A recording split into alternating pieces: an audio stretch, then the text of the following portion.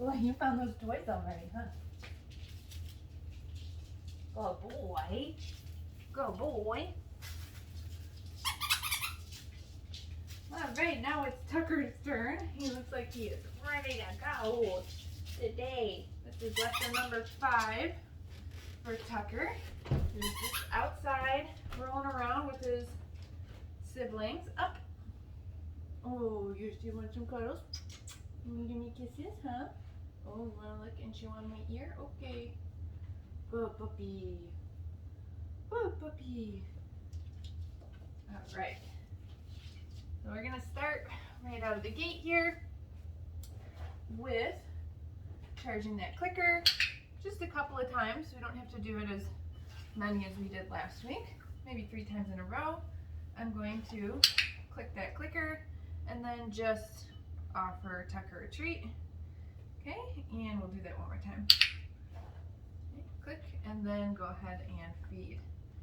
Then we're going to move right into that following a food lure. Got a little scratch. We can pair it with his name too. Tucker. Good boy. I'll wait till he finishes that one. You like to come back to that carpet, huh? Tucker. Good. You can see how much faster they're following the food now because they know what it means. Tucker. Good. Let's do one more of those. Oh, you gonna finish that? Are you done? Here. Tucker. He's even kind of running now, which is great. Let's try one of our Get It cookies. Tucker, get it. And I'm making him work on and off the little carpeted space purposely. Go get it. Alright, when he comes back this time, I'm going to try and get an offered sit, meaning I have no food in my hand. Sit. Good. Good. Sit. There you go.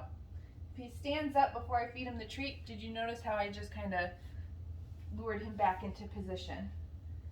And then I'm going to get his harness on here too. Good boy. Alright, so remember with these step-in type harnesses, I'm going to pick the puppy up, and I'm going to feed their little feetsies through the feet holes. Yes, I know you want to give me kisses. Alright, hang on, try again. Okay, this is me. There we go. Okay, I'm going to set him down and get that first strap on. Good boy! I'm going to give him a little cookie on the floor so I can snap these snaps together. There we go. And that way I'm not fighting with the dog to try to get their harness on. Oh, we're going to sit like this so that I can... Alright, so now that I've got his harness on so he can move around and train with this so he's getting used to it, I'm going to toss him another Get It. Tucker, get it!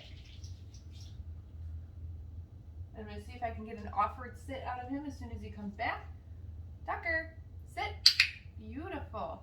And then I'm going to, after I feed him this cookie, I'm going to try to get I guess you get that whole big thing, a lure down. So now I have food in my hand again. I'm going to show Tucker that I have the cookie, and I'm going to slowly bring his nose to the ground. I want to make sure that his nose stays connected with my hand, and then I'm just going to kind of hold still right here until chest and elbows, both front elbows are on the ground.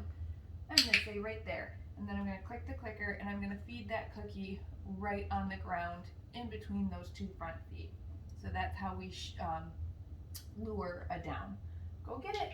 And if I want to try it again, I can just toss a Get It cookie to get Tucker up and moving. Tucker, sit. Good boy. So that was an offered sit. I did not have food in my hand. I didn't feed him until after I clicked.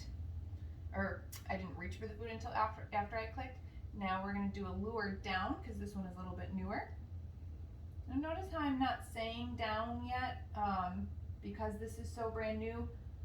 I want to see that, you know, Tucker really gets a few good repetitions out of the behavior so he knows what it is what I want from him before I start to call it something. I'm probably not going to call it anything today. Maybe we'll name it tomorrow or later this week. We don't have to rush to name things. Tucker, get it. Okay, so we're going to try this sequence of behaviors one more time. An offered sit. Tucker, sit. Beautiful job. And then a lured down. So lured means I have the cookie in my hand.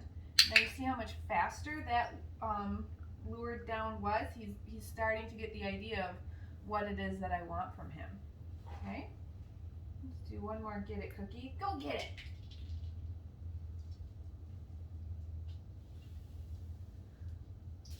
And what a difference a week makes, because even last week they weren't chasing get it cookies, you know, that far away from me or into the rest of the room.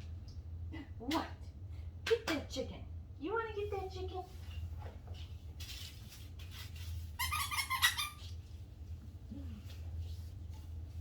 How about the little rope toy?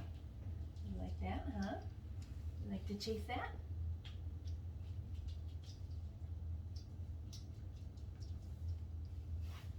So breaking up our training exercises with a little bit of play so that our puppies don't get too full too fast, and alleviate some of the stress that comes with thinking and learning. Look at it. Yay! Just to keep things nice and fun. What are you doing, little Sploot? What are you looking at?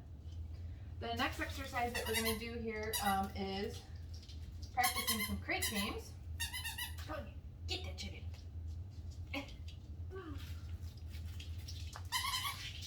Good boy. So I'm going to pick up this mat for now. I'm going to have some space to pull out our crate.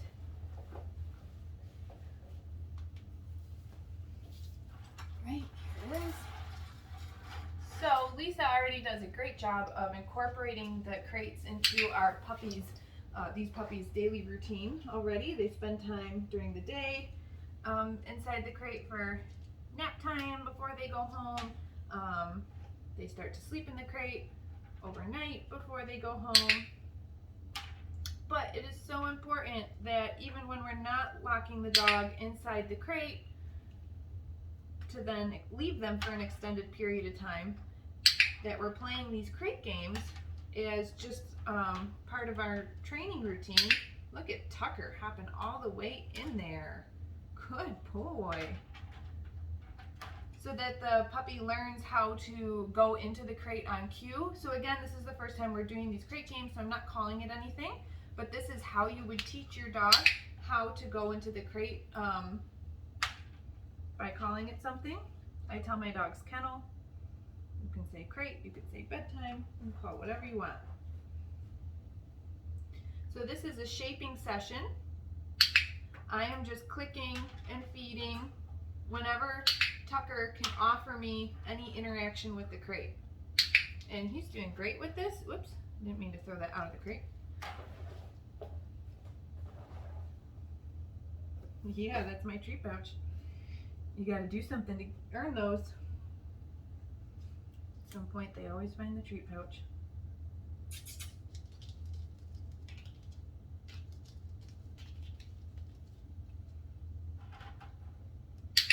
So even for Tucker just looking at the crate, I'm gonna click and drop a cookie inside.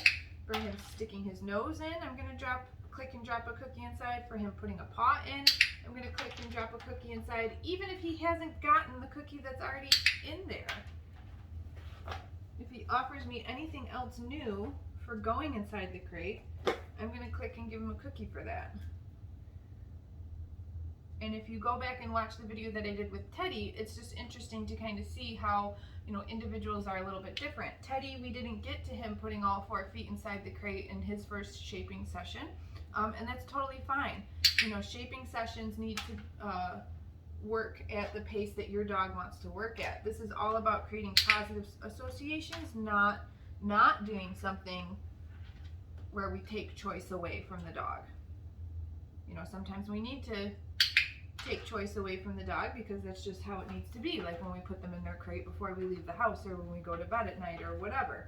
The dog has no choice in that situation. And that's totally fine because it needs to be that way for their safety. But we can do training exercises like this where we give the dog a ton of choice so that they still learn to really love the space. Good boy. One more and then we'll take a break on that crate. Okay.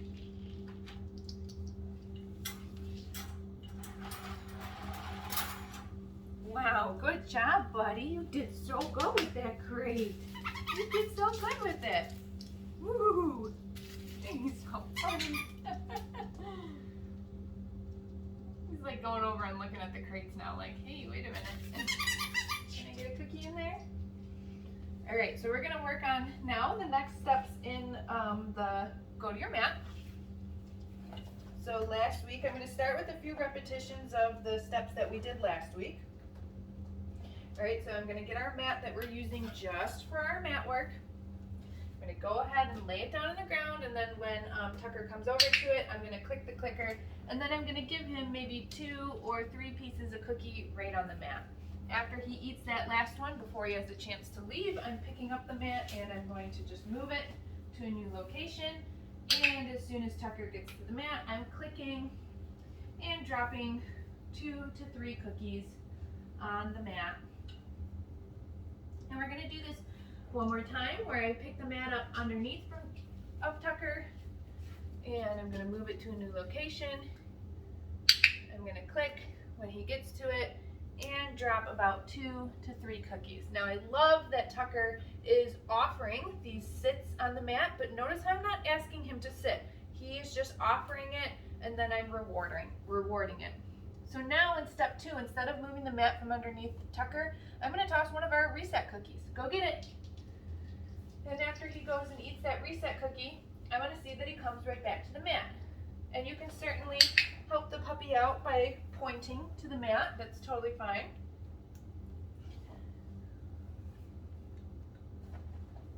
Okay. And then I'll toss this reset cookie in different directions each time. Get it. He eats that one, and I want to see that he comes right back to the mat. I'm waiting for at least 4 paws to be on the mat to click and feed. And sometimes he's also offering me these sits, but my minimal criteria right now for Tucker is that he can come back to the mat and get all 4 feet on the mat. Get it!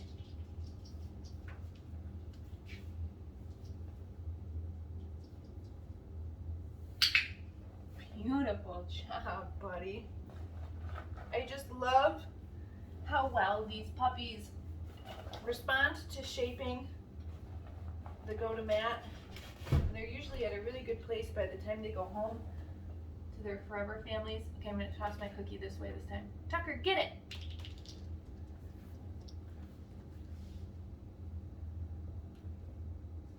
I was slightly distracted by a noise, so I just kind of got his attention with a little kissy face.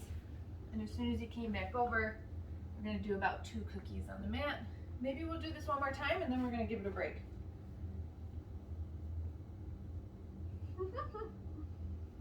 Tucker, get it.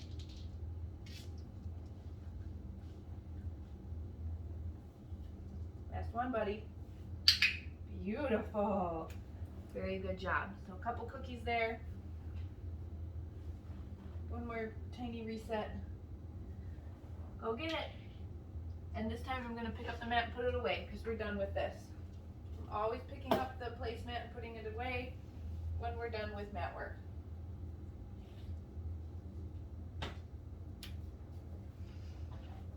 That was fun, wasn't it? Let's see where we're at. Okay. We're just going to do a couple reps of the sits and downs, not on the carpet. Oh, you want to come up?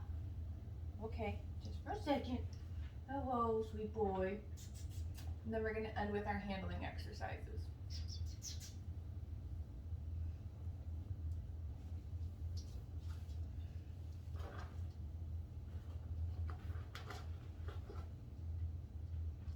You're a good boy. Yeah, ready? Get it.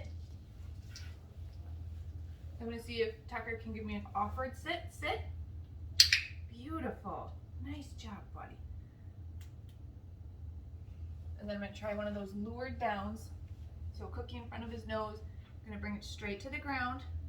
And we're not on, oh good boy, we weren't on carpet anymore, so sometimes it's harder to do it on the slippery floor, but he did it great. Little reset to try it again. Go get it. Try to do it.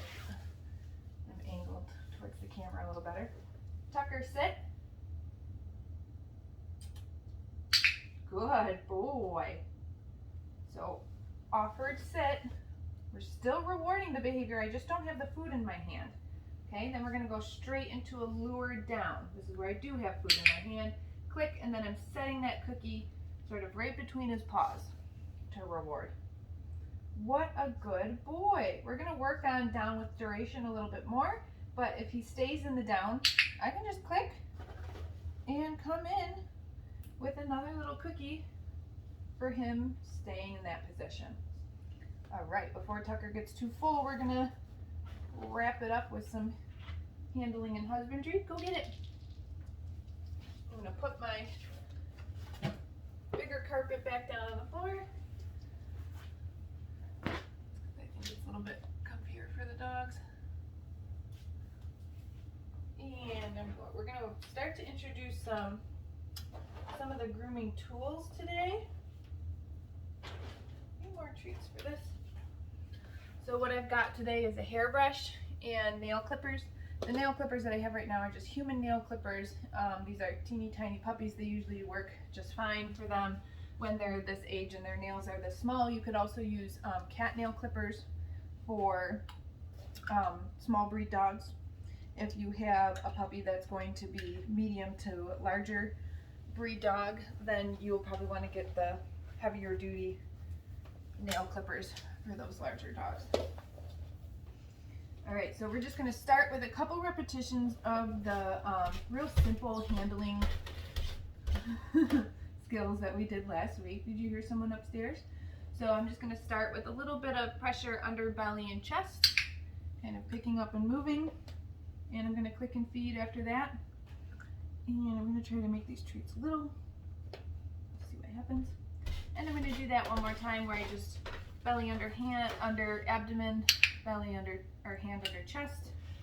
Ooh, can't speak. Clicking and then feeding that. Now I'm going to move into handling all of Tucker's body parts. So I'm going to start with ears. We did this last week too. I'm going to pick up an ear and just massage it a little bit. Click. Click while the ear is in your hand. Then come in with that cookie. We're going to do the same thing to the other ear. Just kind of massage it a little bit. Good boy. This is really prepping the puppy for, you know, if you ever have to clean their ears, or having their ears examined, or having their ears groomed at the groomer. All right, so now we're going to move on to feet. I'm just going to pick up a foot, kind of massage it a little bit, click, and then feed this cookie. Well, a lot of people tell me that, you know, they spend time playing with their puppy's feet, and that's fine. Maybe your puppy is tolerating that, but this is how you build positive associations, is picking up that foot, marking it, and pairing it with a primary reinforcer of food. If you're only just handling your dog's feet, they're just like, okay, like that could just be something neutral. You're not teaching them to enjoy it. And I'm gonna do back foot, click and feed. Good boy. And last back foot, click and feed. Now you can see I saved these handling exercises for the end, because when I first brought Tucker down here, he was all ready to go, big energy, wanted to play with his toys, was super motivated to start training. If I had started these handling exercises right away, then he might have been more mouthy with me. If I was handling a body part, he might have turned around and tried to do a little bit of puppy mouthing or biting. So strategically, I always save these handling exercises towards the end when the puppy's a little bit more tired, starting to get a little full, so then that way it's you know, easier for everybody involved. Okay, now I'm gonna do his tail. I'm gonna grab that tail. Good boy. Click and cookie. Right, and the last thing that I'm going to do is just lift a lip so that I can look inside of his mouth, okay? So that looks like this. Good boy. So that's how your dog is going to have an oral exam performed by the veterinarian to check their teeth. It's really important that we get them comfortable with that. All right, so now to introduce these grooming tools, the first thing that I'm going to do is just bring them out so Teddy can see them. Or Tucker. Sorry, I was just working with Teddy. Teddy, Tucker, their names sound so similar. I'm going to bring them out and I'll let the puppy sniff them, all right? And then I'm just going to pair it with their presence with feeding them a cookie. I mean, that's simple.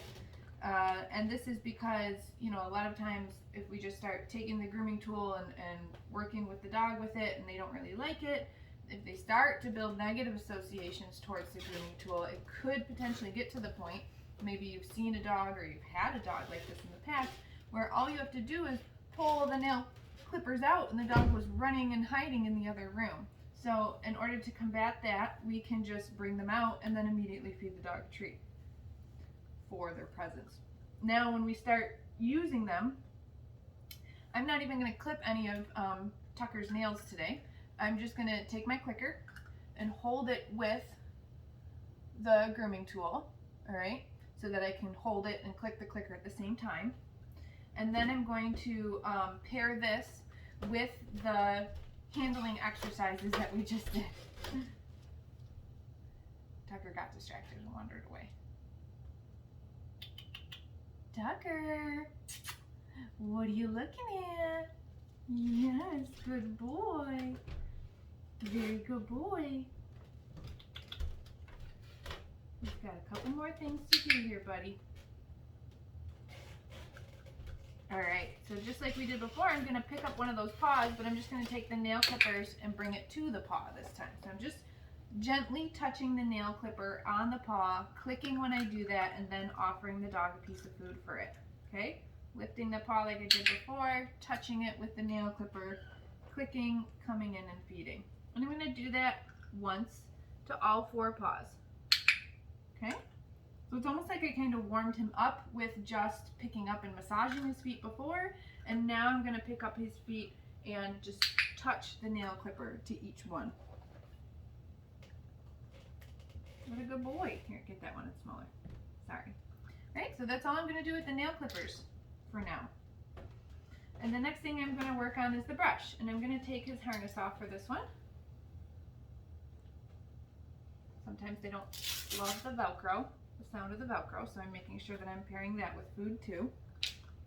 Good boy. Alright, so the same thing, I'm going to hold the clicker with the brush so that I can click the clicker while I'm holding the grooming tool.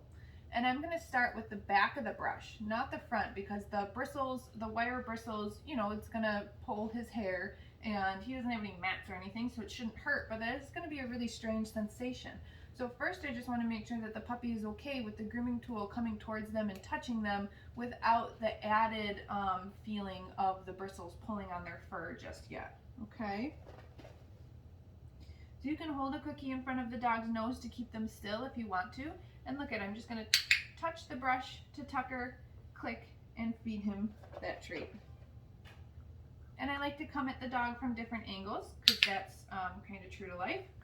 Like you're going to be bringing the brush towards them in different directions each time. And I'm starting in very neutral areas, whoops, on Tucker. I'm starting at his shoulders, kind of along his back. I'm not taking the brush and trying to like brush his face right off the bat or even his legs or feet. I'm just bringing the brush to areas where we would normally pet the dog already so that it's not super scary. And then that time I did do a little stroke, just gently, quickly down his back. Oh, do we hear people upstairs? And now Tucker is walking away. We got some good repetitions out of the brush, and we're about 24 minutes in right now, so I'm going to say that this is a great place to end today.